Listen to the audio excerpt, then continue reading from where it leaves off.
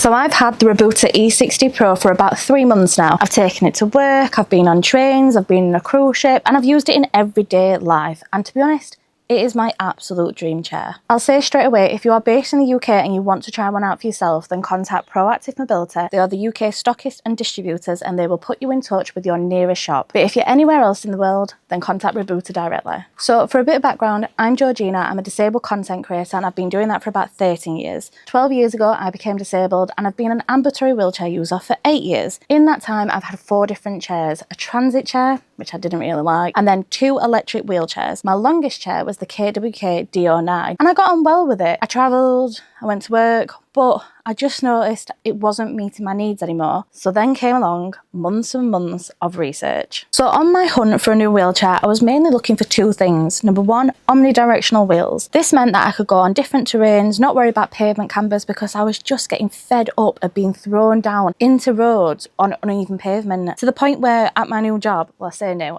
I've been there a year next month, my colleagues were offering to pull me out of the road, and obviously I didn't want to hurt anyone, so I just didn't feel like my old chair was fit for purpose anymore for what I needed it for. So the Robooter has omnidirectional wheels, tick. And I still wanted a folding electric chair because I feel like this gives me the most freedom. It's easy to fit in boots, my partner can lift it, and also when I'm travelling with my colleague who's also a wheelchair user, we can fit in the same taxi by my chair folding up and me stepping into the taxis. We can also go on buses at the same time, which just saves a lot of time.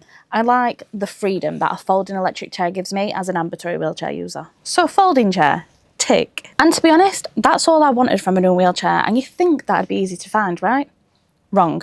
The Robooter E60 Pro was the only one that ticked both of those boxes. And you might be thinking, there are other wheelchairs out there with omnidirectional wheels. I did try a wheel, but I hated how low down the arms were, how exposed it made me feel, and that it came apart in 4 pieces. I mean, can you imagine doing that in the rain? And even at Nadix, where I got to try out the Robooter for the first time, I did have a look at all the other wheelchairs on offer, but the Robooter is the only one that took my eye. So the features, and I'm reading off my phone to make sure I get them all right, the omnidirectional wheels. But we might be thinking, what does that even mean? I'll put a clip on here and you can see how the different elements move.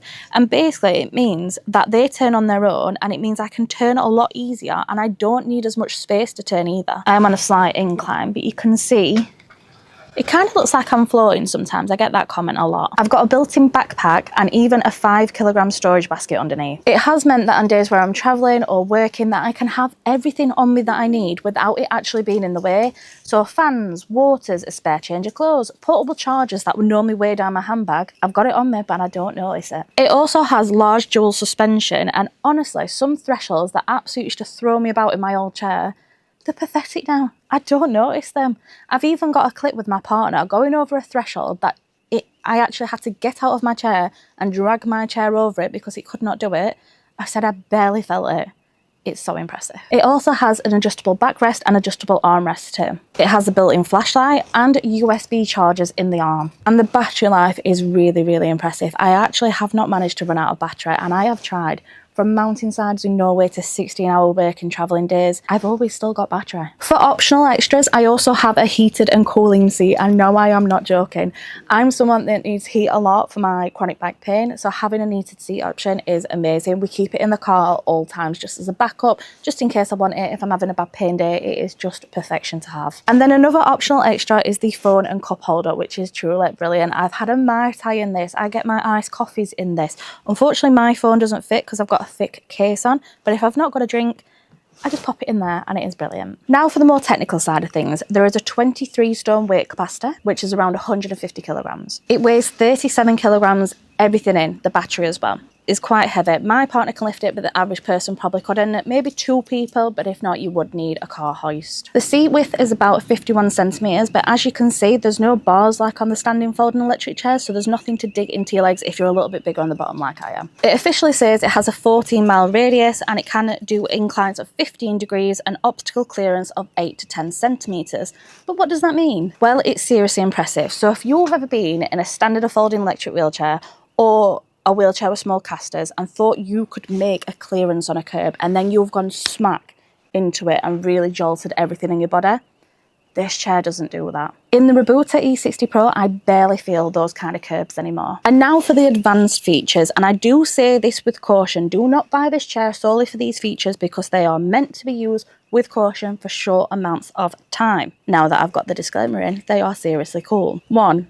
You can control the Robooter with an app.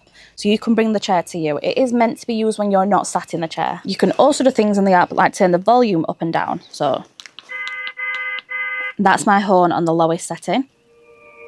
That's the sound that the chair makes when you turn it off.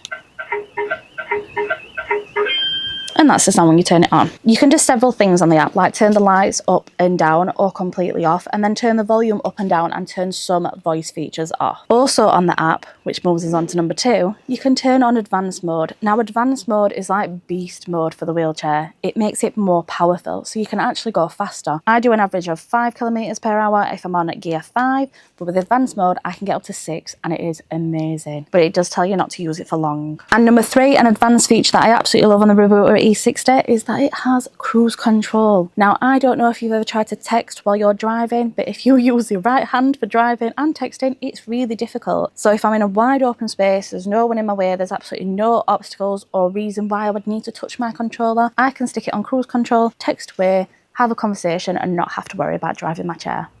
Brilliant. The standard cushion that comes with the Robooter E60 Pro is comfortable enough, but because of my old chair and because I got a pressure sore in it, I have switched to a pressure relieving cushion, and it is recommended for anyone that's in these chairs for more than about 5-6 hours a day, as Peter from Proactive Mobility recommended to me. You can also fly with this chair, but you will need the airline safe battery. So now that I've gone through the features, I have written down a pros and cons list. Obviously we can take all of the above as pros, but number 1, the Omni wheels. They are absolute game changers. Number 2, no whiplash on curbs anymore. Number 3 is the comfort levels, especially for a plus size user. Number 4 is the outstanding battery life. Number 5 is the advanced features. And number 6 is basically everything about the chair. And then the cons, and whilst these aren't necessarily cons for me, because over the years I've helped quite literally hundreds of people find and buy wheelchairs, I know what are going to be cons for other people. So not a con for me, but the weight at 37 kilograms, it's a 2-person job or one very, very strong person, or you will need a vehicle hoist. It does fold beautifully. It's still around the same size as a standard folding electric wheelchair. It's just a tiny bit bigger with the Omni wheels.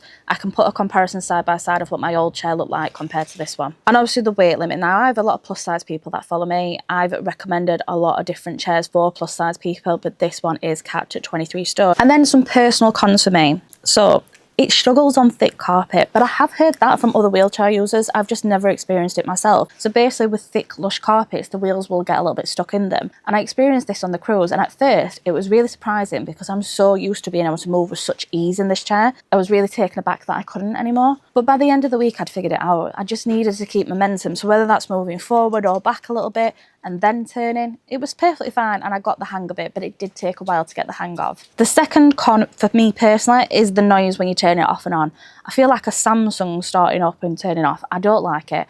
I'd prefer to be able to switch them off completely. And I have had my chair powered down and go on standby mode at a work event, which was quite awkward because the noise is quite theatrical. And then the final con for me is that it's quite hard to see the panel in the sun. I do have to cover it up quite a lot. And I do have one last one, but that's only because I've experienced it myself. So if you are trying to go up somewhere that is too steep of an incline, it will roll to one side or the other due to gravity and the omnidirectional wheels.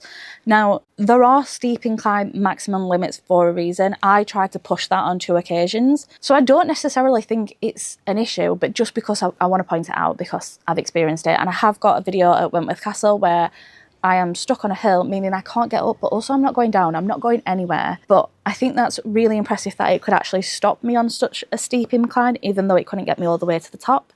So I thought I'd include it. So like I said at the beginning, if you are interested in trying the Robooter E60 Pro for yourself, then contact Proactive Mobility if you're in the UK, and then if you're not in the UK and you're anywhere else in the world, contact Robooter directly. This has been my full honest review of the Robooter E60 Pro, and if you prefer to read a written review, you can find one on my blog, shemightbeloved.com. Thanks for watching.